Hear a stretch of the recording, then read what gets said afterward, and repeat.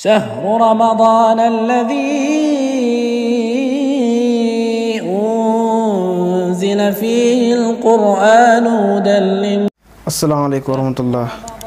ñoo yeen ci nable sun saay ci guddig ñaar fukkel ak juroom ñent ku ci julli lam julli won ci guddig demu ga muy ñent rak bu ci nek fatiha ben yon ak watini khulal kafirun l'ikhlas bu ci nek juroom yon bu noppé mu jégalu boromam lu mu man képp ko koy des na ko jégal bakkar mu ñëk ak yu mujj ñu leen jox di dajé bu swak jam inshallah.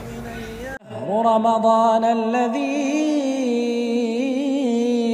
أنزل فيه القرآن هدى للناس وبينات من الهدى والفرقان